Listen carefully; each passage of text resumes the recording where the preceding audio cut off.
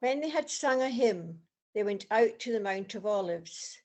You will all fall away, Jesus told them, for it is written, I will strike the shepherd and the sheep will be scattered.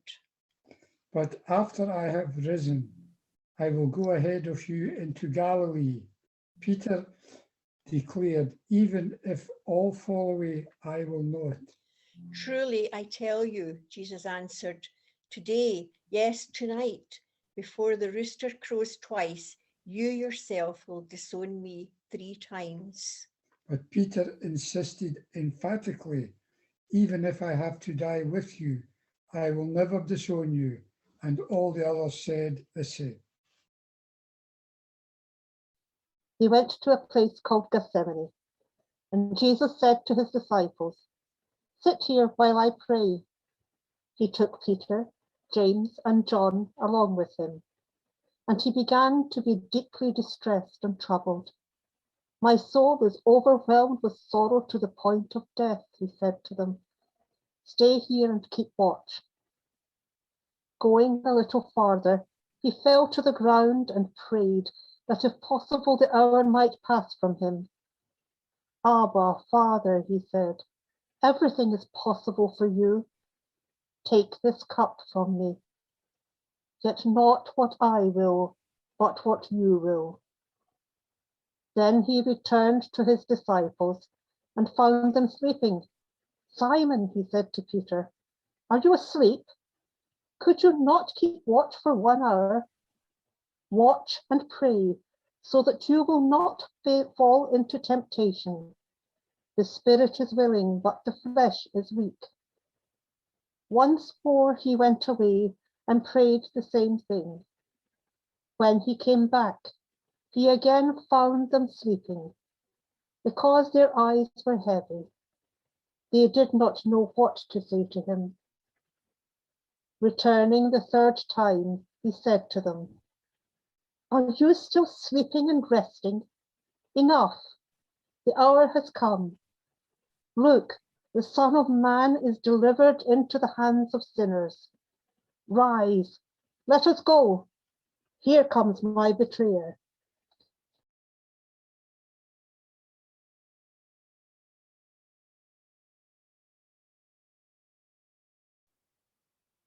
No sooner were the words out of his mouth when Judas, the one out of the 12, showed up, and with him a gang of ruffians sent by the high priests, religious scholars, and leaders, brandishing swords and clubs. The betrayer had worked out a signal with them. The one I kiss, that's the one, seize him. Make sure he doesn't get away. He went straight to Jesus and said, Rabbi, and kissed him. The others then grabbed him and roughed him up. One of the men standing there unsheathed his sword, swung and came down on the chief priest's servant, lopping off the man's ear. Jesus said to them, what's this, coming after me with swords and clubs as if I were a dangerous criminal? Day after day I've been sitting in the temple teaching, and you never so much as lifted a hand against me. What you in fact have done is confirmed prophetic writings. All the disciples cut and ran. A young man was falling along. All he had on was a bed sheet. Some of the men grabbed him, but he got away running off naked, leaving them holding the sheet.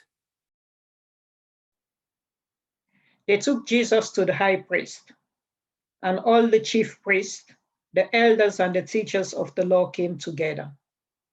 Peter followed him at a distance, right into the courtyard of the high priest. There he sat with the guards and warmed himself at the fire. The chief priest and the whole Sanhedrin were looking for evidence against Jesus so they can put him to death, but they did not find any. Many testified falsely against him, but their statements did not agree. Then some stood up and gave false testimony against him. We heard him say, I will destroy this temple made with human hands, and in 3 days will build another, not made with hands. Yet even then their testimony did not agree. Then the high priest stood up before them and asked Jesus, are you not going to say anything? What is this testimony that these men are bringing against him? But Jesus remained silent and gave no answer. Again, the high priest asked him, "Are you the Messiah, the Son of the Blessed One?" "I am," said Jesus. "And you will see the Son of Man sitting at the right hand of the Most Mighty One and coming on the clouds of heaven." The high priest tore his clothes. "Why do we need any more witness?" he said. "You have heard the blasphemy. What do you think?" They all condemned him as worthy of death. Then some began to spit at him. They blindfolded him, struck him with their fists, and said, "Prophesy." And the guards took him and beat him. Peter was still down in the courtyard when one of the high priest's servant's girls came by. When she saw Peter warming himself, she looked straight at him and said, "You too were there with Jesus of Nazareth." But he denied it. "I don't know. I don't understand what you're talking about," he answered, and went out into the passage. Just then a cock crowed. The servant girl saw him there and began to repeat to the bystanders, "He is one of them." But Peter denied it again. A little while later, the bystanders accused Peter again. "You can't deny that you are one of them, because you too are from Galilee." Then Peter said, "I swear that I am telling the truth. May God punish me if I am not. I do not know the man you are talking about." Just then a cock crowed a second time, and Peter remembered how Jesus had said to him, "Before the cock crows twice, you will say 3 times that you do not know me." And he broke down and cried. Immediately in the morning, the chief priests held a consultation with the elders and scribes and the whole council. And they bound Jesus, led him away, and delivered him to Pilate. Then Pilate asked him, "Are you the king of the Jews?" He answered and said to him, "As it is as you say." And the chief priests accused him of many things, but he answered nothing. Then Pilate asked him again, saying, "Do you answer nothing? See how many things they testify against you." But Jesus still answered nothing, so that Pilate marveled. Now at the festival he used to release a prisoner for them, anyone for whom they asked. Now a man called Barabbas was in prison with the rebels who had committed murder during the insurrection. So the crowd came and began to ask Pilate to do for them according to his custom. Then he answered them, "Do you want me to release for you the King of the Jews?" For he realized that it was out of jealousy that the chief priests had handed him over. But the chief priests stirred up the crowd to have him release Barabbas for them instead. Pilate spoke to them again. "Then what do you wish me to do with the man you call the King of the Jews?" They shouted back, "Crucify him." Pilate asked them, "Why, what evil has he done?" But they shouted all the more, "Crucify him." So Pilate, wishing to satisfy the crowd, released Barabbas for them, and after flogging Jesus, he handed him over to be crucified. The soldiers led him away to the inner part of the palace, that is, the Praetorium, and called the whole cohort together. They dressed him in purple and twisted some thorns into a crown and put it on his head. They began saluting him, "Hail, King of the Jews!" They struck his head with a reed and spat on him. And they went down on their knees to do him homage. And when they'd finished making fun of him, they took off the purple and dressed him in his own clothes. Then they compelled a certain man, Simon, a Cyrenian, the father of Alexander and Rufus, as he was coming out of the country and passing by, to bear his cross. And they brought him to the place Golgotha, which is translated place of a skull. Then they gave him wine mingled with myrrh to drink, but he did not take it. And when they crucified him, they divided his garment, casting lots for them to determine what every man should have. It was 9 o'clock in the morning when they crucified him. The notice of the accusation against him said, "The King of the Jews."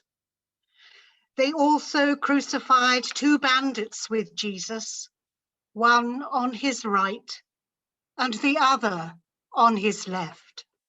People passing by shook their heads and hurled insults at Jesus.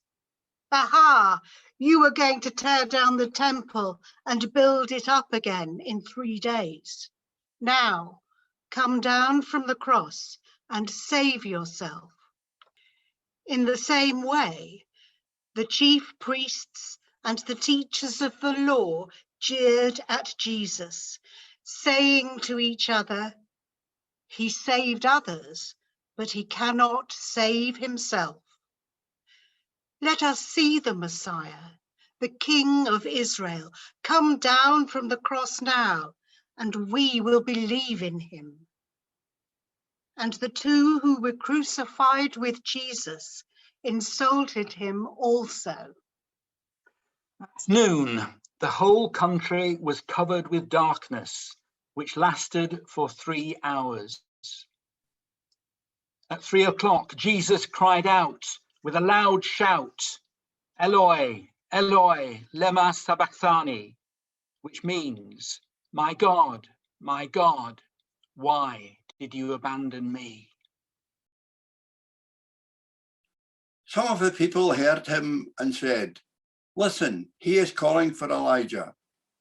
One of them ran up with a sponge, soaked it in cheap wine, and put it on the end of a stick.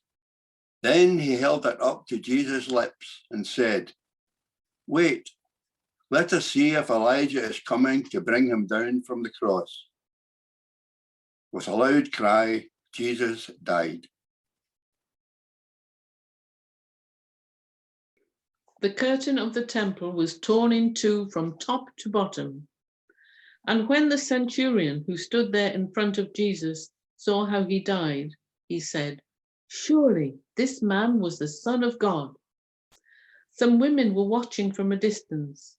Among them were Mary Magdalene, Mary the mother of James the younger, and of Joseph, and Salome. In Galilee, these women had followed him and cared for his needs. Many other women who had come up with him to Jerusalem were also there. It was preparation day, that is, the day before the Sabbath.